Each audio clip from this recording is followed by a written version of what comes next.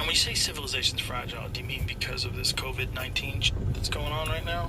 What's that? I never heard of it. It's this thing. Yeah, no. It's like some people just get a cough. No idea what you're talking about. Other people, it gets much worse. I mean, this certainly has taken over the mind space of the world to a degree that is quite shocking. I kind of saw this whole thing play out in China before it played out in the U.S. So it's kind of like watching the same movie again, but in English. I think the mortality rate is much less than what say the World Health Organization said it was. It's very much less. It's like probably at least order of magnitude less. They didn't think that this was the case, though, when they first started to lock down the country. Do you think that it's a situation where once they've proceeded in a certain way, it's very difficult to correct course?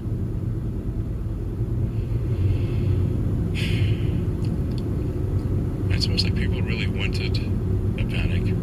It's quite crazy.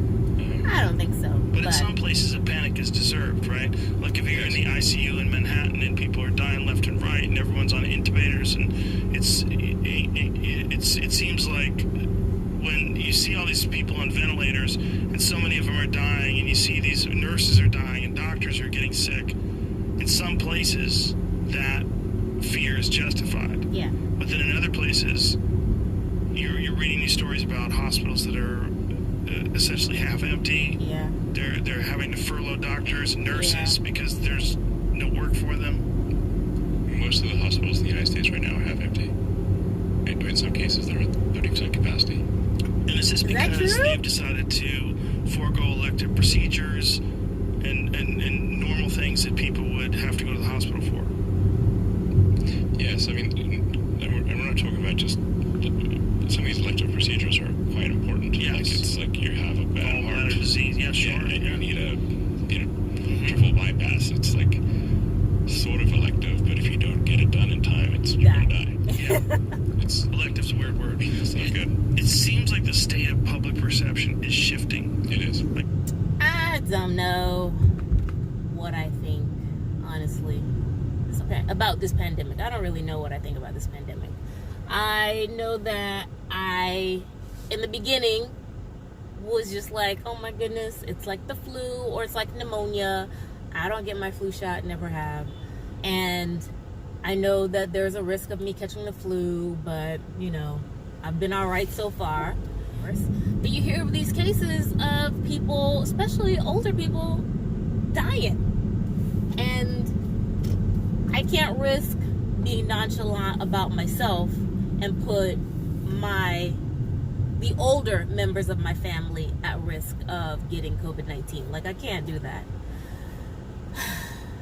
So what do?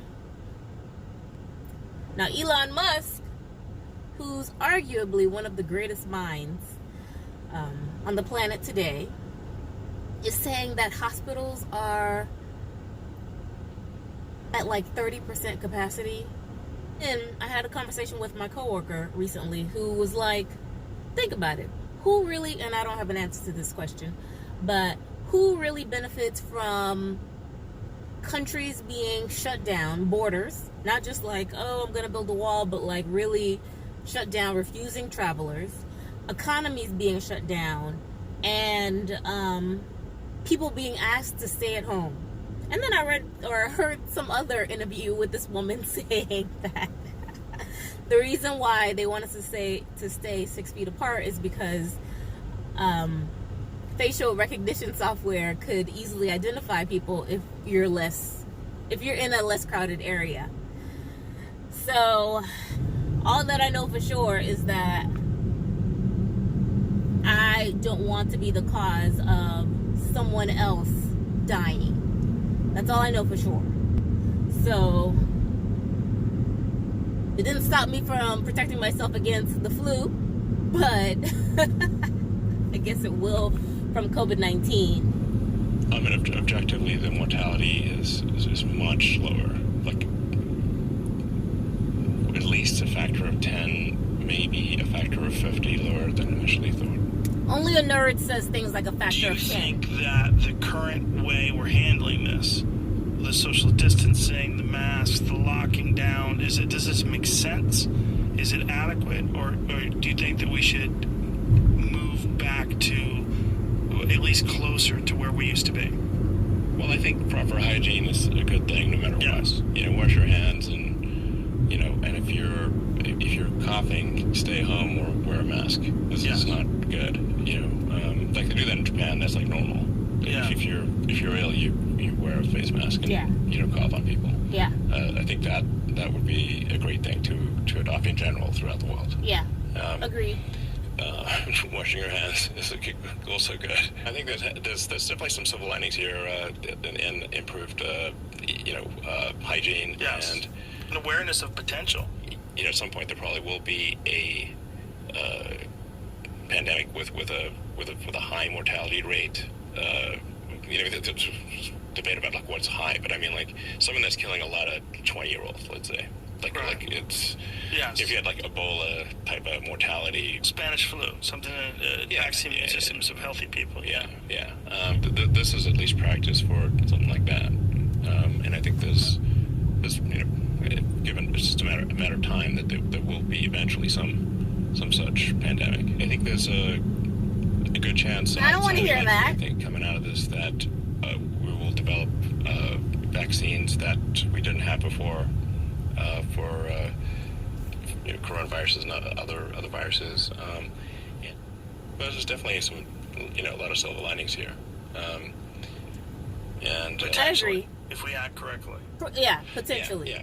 I like that Joe Rogan added potentially, because once all the dust settles and everyone is not as panicked, are we really as a country or as a world, as a people, as a civilization, are we really as a civilization going to start enacting practices that are a little more protective? Because Chinese people do it. Went to China, they all had face masks because of the pollution, the air quality, but I feel like it makes a complete sense to have people who are sick or coughing to be covered up. Wear a face mask. Why not? But if you have no symptoms, then what the fuck are you doing? So, this is kind of like a practice run for something that had a potentially that might in the future have a serious, like a really high mortality rate. And we kind of got to go through this without it being something that kills vast numbers of young, healthy people. There's two arguments, right?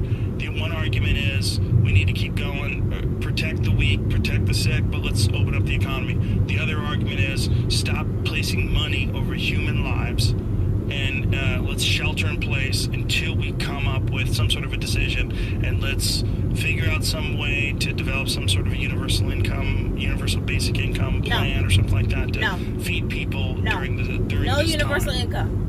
No. This transition. I think there's as I said, my opinion is if somebody wants to stay home, they should stay home. If somebody doesn't want to stay home, they should not be compelled to stay home.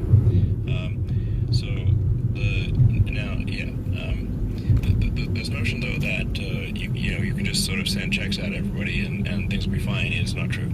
Obviously, there's some people have this absurd view that the economy is like some magic horn of plenty. Like it just makes stuff. Socialist. Whatever. There's a magic horn of plenty, and the goods and services they just come from this magic horn of plenty. And then if somebody has more stuff than somebody else, it's because they took more from this magic horn of plenty. Yeah. Now let me just break it to you, the fools out there. If you don't make stuff, there's no stuff. Yeah. So. Did you hear that pause? That whole if you don't make stuff, there is no stuff. Mic drop. Like he expected this profound reaction. I didn't really feel like that was that profound. But I do see what he's saying, which is people gotta work. People gotta work. People gotta make things in order for there to be things for you to consume. So yeah, I'm so not for universal income. Food, meals, no. My examples of that, not that I'm this really informed political mind. But my only examples of socialism was Russia and Cuba, and I'm not seeing them like stepping up on the world stage doing any big shit. So yeah, no thank you. No thank you. I think China's one too, right? China's socialist, but I mean, they're like undercover dictator, but whatever. You don't make the food, you don't process the food, you don't transport the food, and with medical treatment, getting your teeth fixed, there's no stuff. I become detached from reality. You can't just legislate money and solve these things. If you don't make stuff, there is no stuff. Word. What do you think is, like, if you had the president's ear, or if people wanted to just listen to you openly, what do you think is the way out of Which this? we are. So let's clear up the data. So, like I said, just make sure we record it as COVID only if it is somebody has been tested, has received a positive COVID test, not if they simply have symptoms, one of like 100 symptoms.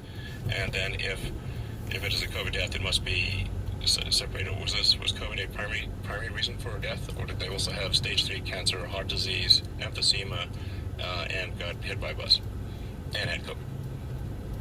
Yeah, I've read all this stuff about that, about them diagnosing people as a COVID death despite other variables. This is not a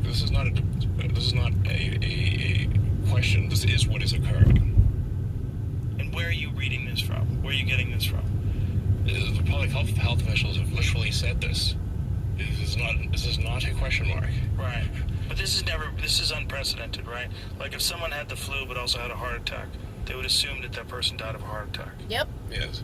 Yeah. So this is unprecedented. Is this? And like I said, this is not some sort of a moral indictment of sort of hospital administrators. It's just they're in a tough spot here.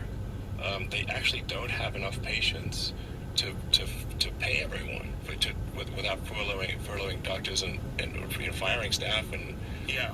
they're potentially going bankrupt. So then they're like, okay, well, the stimulus bill says if we get all this money, if we say if it's a COVID death, I'm like, okay, they coughed before they died.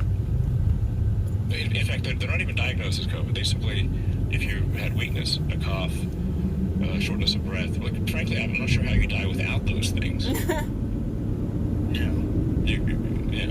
Right. There's so many different things that you could attribute to COVID too. There's so many symptoms. Yeah. There's diarrhea, headaches, dehydration, Yeah, cough.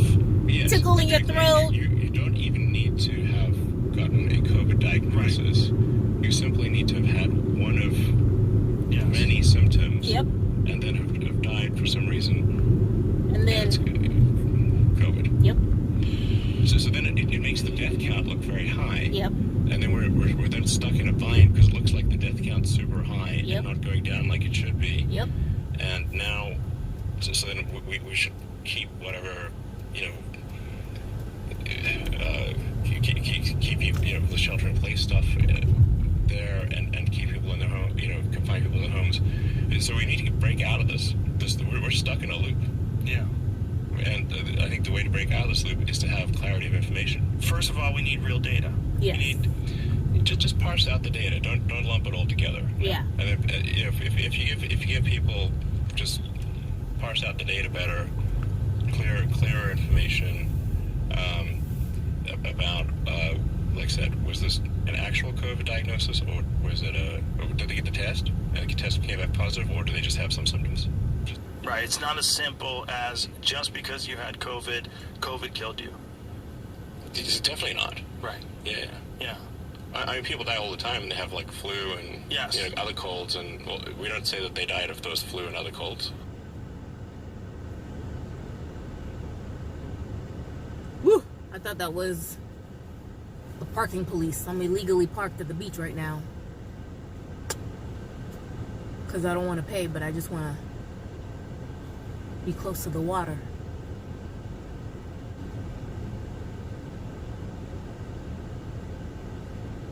So far, so good. We're good, guys. We're good.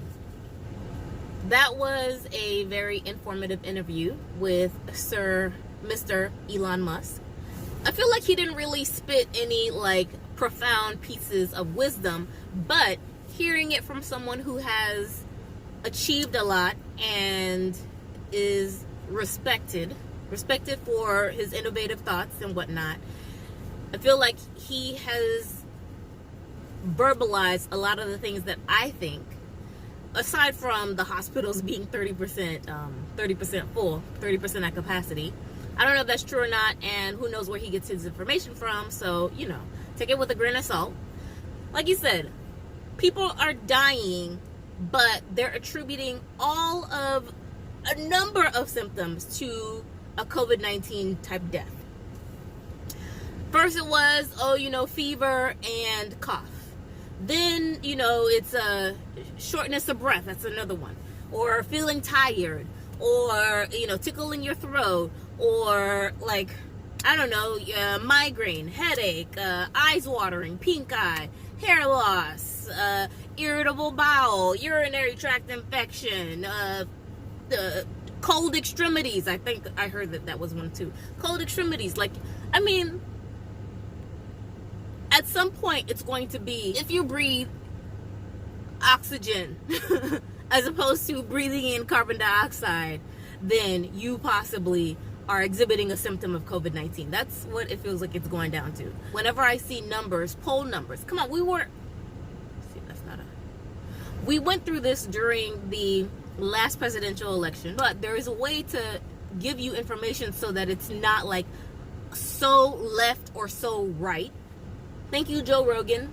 That would be a dream job of mine, to be able to interview random people and get information, but like in a non-biased way, because I like how Joe Rogan he was relatively neutral. He's asking questions without guiding where the answer is going to be and providing support or providing any knowledge he may have to an answer. He'll contribute it, but not saying that the answer was right or wrong, or he's a good interview. I get why he's now signed some kind of multi-million-dollar contract to be making $100 million over the next 5 years, some shit like that for his podcast. He deserves it. He's a good interviewer.